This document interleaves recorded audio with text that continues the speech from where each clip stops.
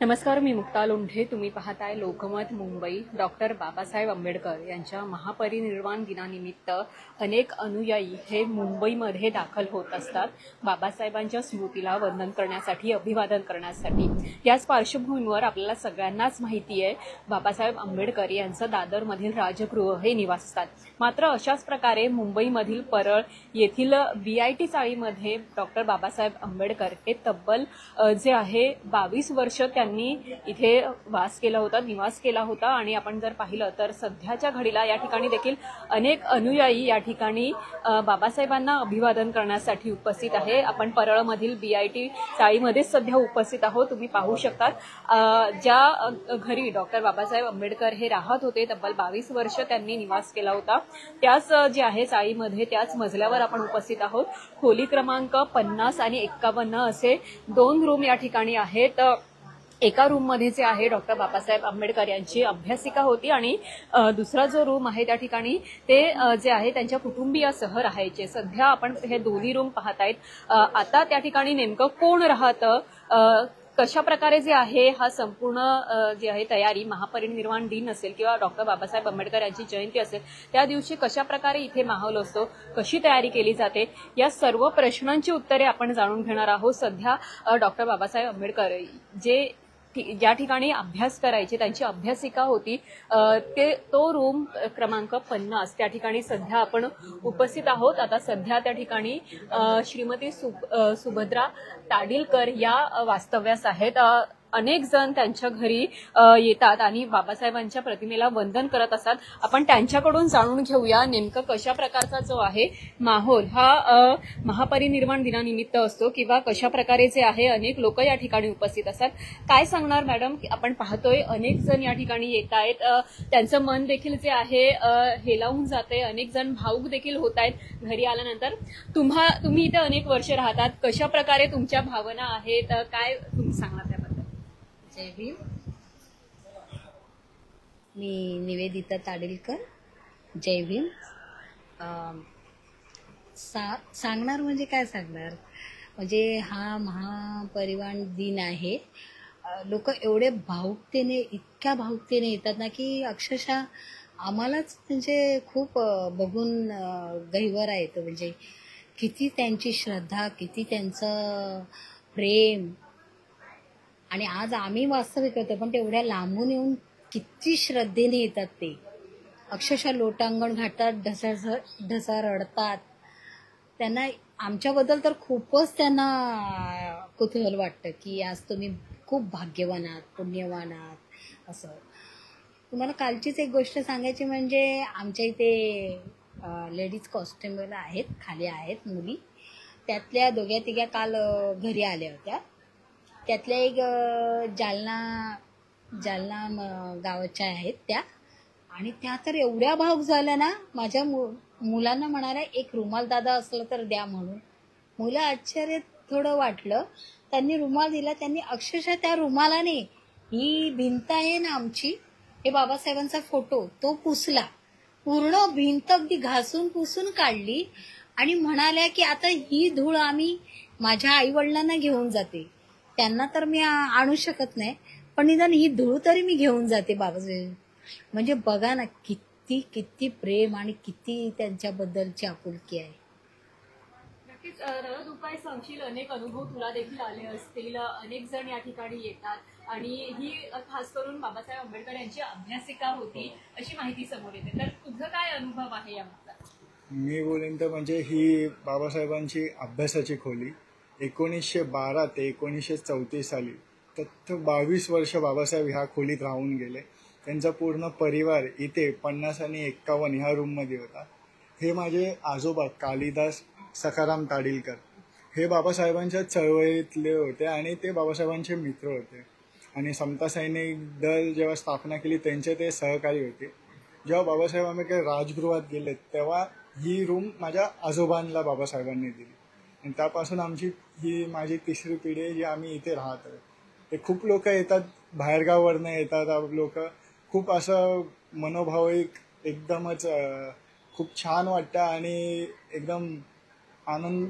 हे काय शब्द येत नाही काय बोलायला, खूप भाविक होतं पण खूप असं बाहेरचे लोक येऊन एकदम श्रद्धेने येतात आम्हाला आणि आशीर्वाद आशीर्वाद देतात आणि वंदना करतात. ह्याचा खूप अभिमान वाटतो. तुम्ही इथे किती वर्षापासून वास्तव्यास आहात त्याबद्दल काय सांगा? हां, माझं लग्न होऊन 30 वर्ष तर झालीच म्हणा मला. हां, आणि माझे सासरे तर बाबासाहेबां म्हणजे जेव्हा गेले राजगृहाला तेव्हापासूनचं त्यांचं वास्तव्य आहे. म्हणजे जवळजवळ 50-60 वर्ष होऊन गेलीच असतील. हां, जास्त पण झाली असतील. हो. आजही अनेक लोक जे आहे मग हे महापरिनिर्वाण दिन असेल किंवा बाबासाहेबांची जयंती असेल त्यावेळेस आवर्जून येतात. एरवी देखील माणसांचा राबता हा असतोच का? असतोच नेहमीच असतो म्हणा. असा एकही दिवस जात नाही की कोणी येत नाही. अक्षरशः बस भरून रविवार आला तरी बस भरून माणसं इथे येतात.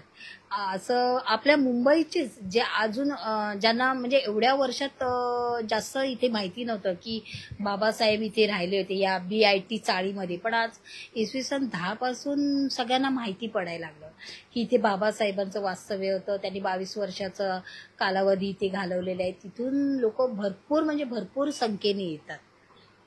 नक्कीच आपण पाहतोय की या ठिकाणी बाबासाहेब आंबेडकर यांची ही संपूर्ण अभ्यासिका होती. ते या ठिकाणी जे आहे अनेक त्यांनी क्रांतिकारक असे निर्णय घेतले आणि अनेक वैचारिक जे आहे भूमिका त्यांनी पार पाडल्या होत्या.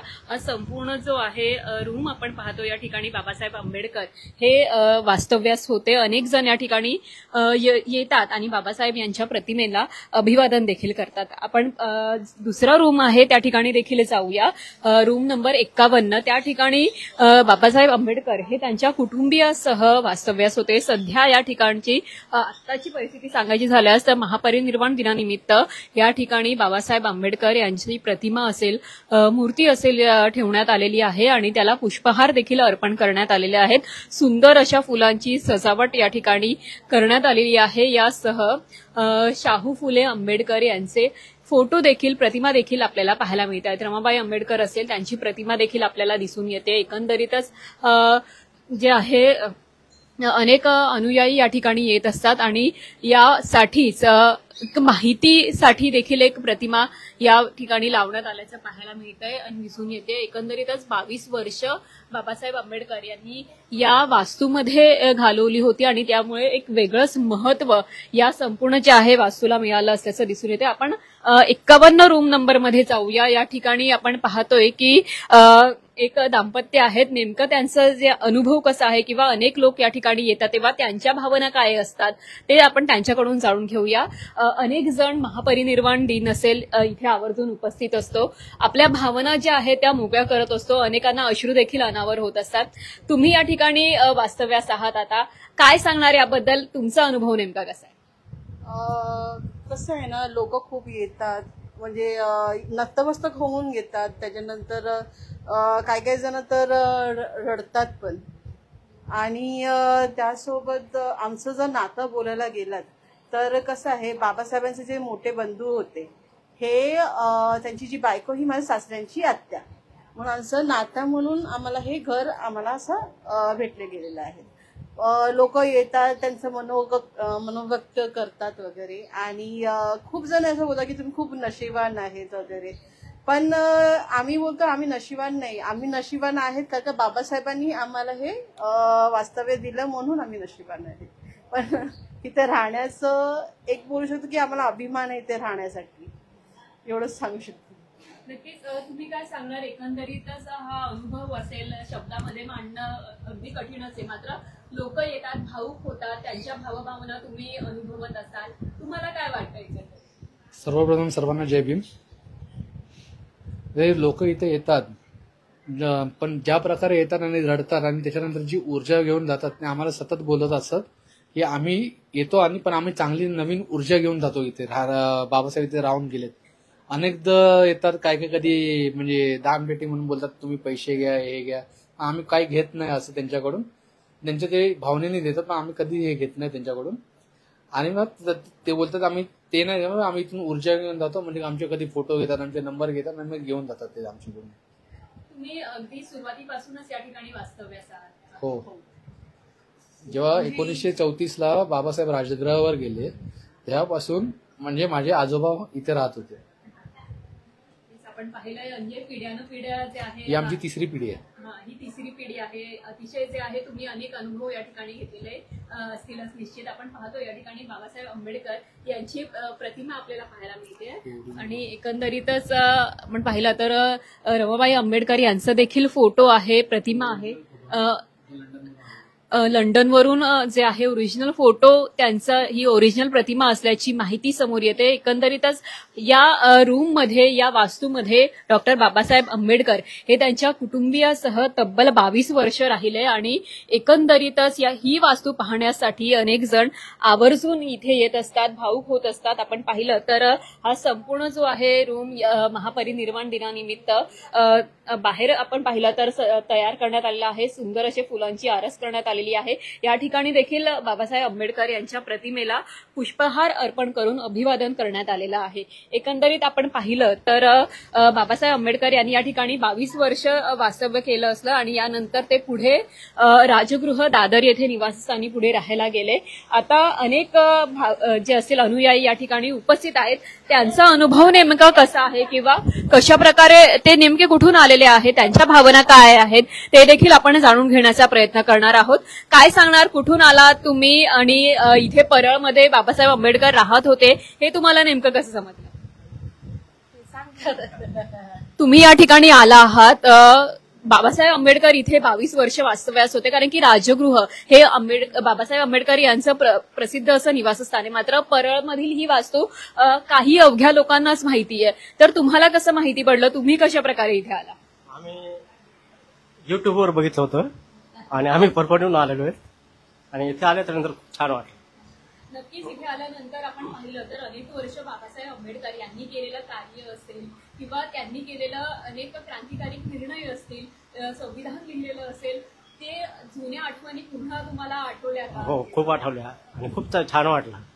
तुम्ही काय सांगणार, कशा प्रकारे तुम्ही इथे आल्यानंतर मी पाहिलं सुरुवातीला भावूक झाल्या होत्या तुम्ही? हो, खरंच खूप छान वाटलं आणि आम्हाला त्यांची ही भूमी पायाला खरंच लागली. आम्ही खरंच भाग्यवान आणि शोधत त्यांचं घर मिळालं. खरंच खूप. आम्ही नांदेडहून आले, सुमनबाई भालेराव, नांदेडहून आले मी आणि खरंच खूप छान वाटलं. कारण एवढा महान नेत्याच्या आम्ही घरी पोहोचलो, ह्याच्याहून भाग्य काय मोठं असेल आमचं. त्यानं एवढं समाजासाठी झिजले, चंदनासारखे आणि सगळ्या समाजाला त्यांनी एवढं पुढे नेऊन चांगल्या ठिकाणी बसवलं. ह्याच्यापेक्षा आम्हाला अभिमान कोण्या गोष्टीचा वाटेल. खरंच आम्हाला खूप आनंद झाला. त्यांच्या राहत्या घरी आल्याबद्दल तर खूपच फार छान वाटलं आम्हाला. पाहिलं तर या ठिकाणी अनेक अनुयायी आवर्जून उपस्थित झालेले आहेत. सोशल मीडियाच्या माध्यमातून ते वाट काढत बाबासाहेब आंबेडकर यांच्या परळ येथील जे निवासस्थान आहे, तब्बल 22 वर्ष ते या ठिकाणी राहिले. अनेक क्रांतिकारी निर्णय त्यांनी या ठिकाणी घेतले. जे वृत्तपत्र आहे त्या वृत्तपत्राची सुरुवात देखील याच निवासस्थानामधून झाली होती. संविधान लिहिण्याचं काम बाबासाहेब आंबेडकर यांनी केलेलं होतं आणि त्यांच्या कार्याला उजाळा जो आहे या माध्यमातून वेळोवेळी मिळतच असतो. आज महापरिनिर्वाण दिन आहे. अनेक अनुयायी हे दादर येथील चैत्यभूमी येथे लाखोंच्या संख्येने गर्दी करत असतात. मात्र राजगृह हे दादरमधील निवासन, तिथेही ते जात असतात. मुंबईमधील परळ या ठिकाणीच अगदी परळ स्टेशनपासून काही मिनिटांच्या अंतरावर बीआयटी चाळ आहे. बीआयटी चाळीमधील दुसऱ्या मजल्यावर डॉक्टर बाबासाहेब आंबेडकर यांनी तब्बल 22 वर्ष वास्तव्य केलं होतं आणि त्या चाळीमध्ये सध्या आपण उपस्थित आहोत. 2 रूम होते या चाळीमध्ये, 51 आणि 50 या दोन्ही रूममध्ये ते वास्तव्यास होते. रूम नंबर 50 मध्ये त्यांची अभ्यासिका होती आणि ते तिथे अनेक जे आहे पुस्तकं वाचायचे, संविधान त्यांनी लिहिलेलं होतं. त्याबद्दलच जे आहे अनेक लोक आवर्जून या ठिकाणी भेट देऊन त्याच्या कार्यांना उजाळा देतात आणि अनुभवतात आणि 51 रूम मध्ये जे आहे त्यांचे कुटुंबीय या ठिकाणी वास्तव्यास होते. आता एकंदरीतच महापरिनिर्वाण दिनानिमित्त अनेक अनुयायी देखील या ठिकाणी उपस्थित असल्याचं आणि बाबासाहेब आंबेडकर यांना अभिवादन करत असल्याचं पाहायला मिळत आहे. लोकमत मुंबईसाठी मुक्ता लोंढेचा रिपोर्ट, परळ.